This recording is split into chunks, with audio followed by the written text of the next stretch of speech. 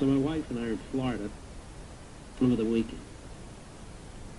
And I put the TV on. And I've never seen anything like it. Ad after ad after ad after ad. Has to be a fortune, because the Florida market is not cheap with all the cities and so forth. For a guy by the name of Adam Putnam. I said, who the hell's Adam Putnam? And he's the conservative Republican running in the Republican primary for governor of Florida. And I said, he's the conservative Republican? I never heard of the guy. Well, because he's agriculture commissioner of Florida.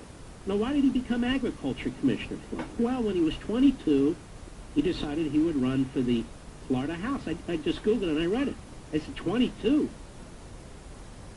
Wow, he must have brought a boatload of experience to that job. Then, as soon as there was an opening to run for Congress, he dropped that, and he ran for the House of Representatives, and he was elected when he was like 26. Then he stayed in Congress for some time, and he became part of the leadership. I think it was the number 5 guy, give or take, in the leadership of the Republican Party. Then he decides to leave there to run for agriculture commissioner as a stepping board to become governor. I said, what the hell has this guy done? I don't know, but I have a house in Florida and it matters to me. Plus, I love the state of Florida. I've always loved the state of Florida. I got my parents in Florida. So I'm thinking to myself, where's he getting all this money from?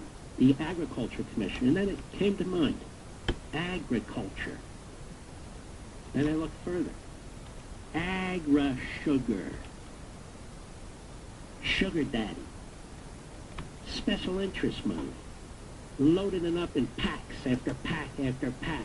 And then trying to convince the Republicans in Florida that this guy's the conservative Republican.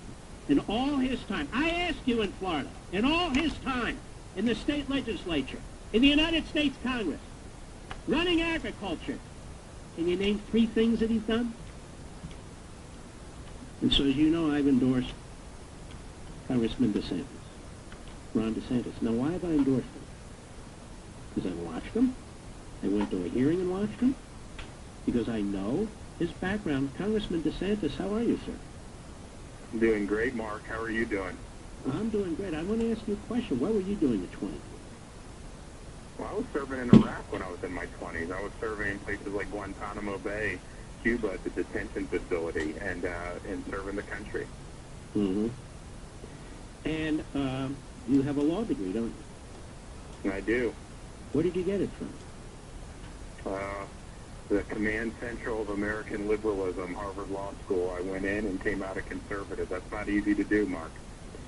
So you served in the United States military in your 20s, including Iraq. That's what you said, right? That's right. Guantanamo. Then you come out and you go to law school. You go to one of the best in the country. I'm not a fan of it, but you understand what I mean, the best Ivy League school and so forth. That's a big deal. It's hard to get in and even harder to get out. This is quite remarkable. And then I'm watching you in Congress. You don't have all this seniority. You're a young man. You've got a wonderful young family. And you decide, you know what? I'm going to defend this country in Congress too. And I've watched you. And I've watched you defend the president. I've watched you defend the Constitution, the United States military, the border. You've taken the lead. You're not under the thumb of the Republican leadership. You're your own man, your own thinker. And then I came to a hearing in particular that my wife Julie and my son-in-law David said I should go to in the middle of the day, and I showed up and I watched. And you were leading your subcommittee to move to get the country to recognize Jerusalem as the capital and to move the embassy there. You were way ahead of the game. And you were effective. What's that? And I had, in the previous spring, I had taken a trip with the committee. I went over there to Jerusalem. We looked at all the various sites. I did a major press conference at the King David Hotel. It was on the front page of all the papers over there. But the interesting thing is the site I identified as the best short-term place to do it and gave that to the administration. That is the site they ultimately selected. And so I'll be there on May 14th for the opening. By the way, I'll see you then, because I'm going too. Oh, that's wonderful. Yeah, so it's going to be a great day. Obviously, the president deserves the credit for pulling the trigger. Right. All his predecessors had promised to do it. None of them did it. But I really felt if we could just raise the visibility of the issue, that would guarantee the president would make the decision, because I knew the State Department would tell him not to do it, and I knew some of his advisors would tell him not to do it. But if it was visible out there, the president would say, you know what, I promised this, and I need to pull the trigger, and he did. And you have also been part of the leadership effort to get the Justice Department under control again. And you've been working with the Freedom Caucus. You've been working with the Freedom Caucus. You're on the Freedom Caucus.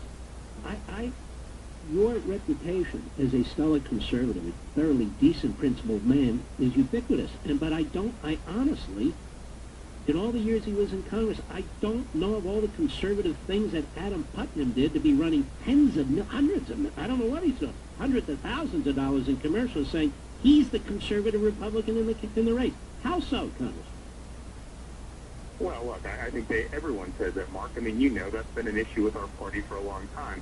People in primaries, they say they're conservative, they get elected, and then they don't do what they said they would do. And I think my record is one that I ran on certain conservative principles, limited government, strong national defense, you know, the Reagan tradition. I got there. That's not always the easiest thing to stick by in the swamp, because that's not what people want you to do.